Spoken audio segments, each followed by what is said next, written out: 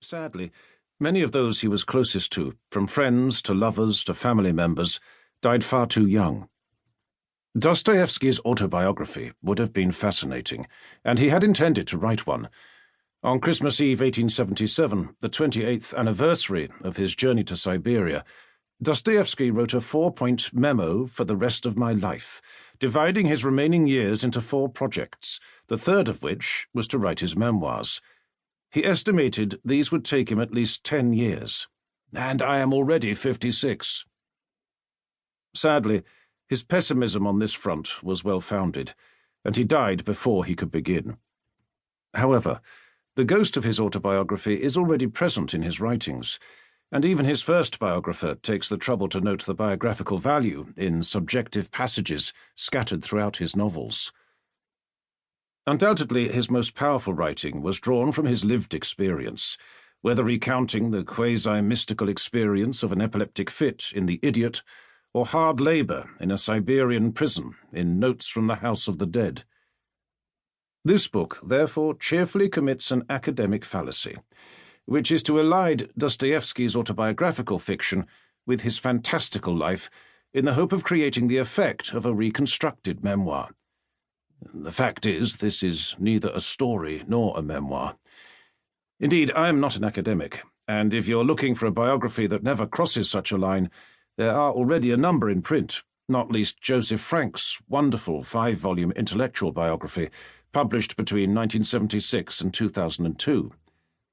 At the other end of the spectrum, novelists such as Leonid Sipkin and J.M. Coetzee have already written novels which vividly imagine the writer's inner life.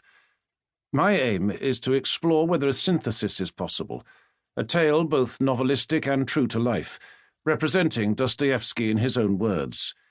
Because Dostoevsky's overarching project was to understand how people thought, the sometimes maddening ways we explain and deceive ourselves, and to represent that thought faithfully, so that others might know themselves better. To be clear, where I have used artistic license, I have set some ground rules. Anything in quotation marks is a direct quote reported by Dostoevsky or one of his contemporaries and is cited in the notes. Similarly, the main narration is based on contemporaneous accounts and the work of trusted scholars, owing a particular debt to Anna Dostoevsky, Joseph Frank, Leonid Grossman, Kenneth Lantz, and Peter Sakirin.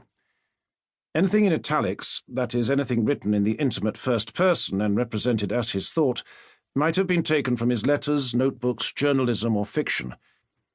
At one point he talks to himself, then he seems to be addressing an invisible listener, a judge of some sort, but that's how it happens in real life. When writers conceive fiction, they often shear memories off from their context to use them as the building blocks of their new world. It is a kind of willful source amnesia. By carefully parsing what is known of Dostoevsky's life, it is possible to reattribute many of the memories and sense impressions that litter his fiction, and to give some insight into his habits of thought. There's a whole new approach waiting to be discovered. The psychological data alone are enough to point to the real trail. We've got facts, they say. But facts aren't everything. Knowing how to deal with the facts is at least half the battle. Where I have ventured to attribute this inner life to a timeline, I have paraphrased, combined, and abridged what Dostoevsky wrote to fit the context, and cited the original for those who are interested.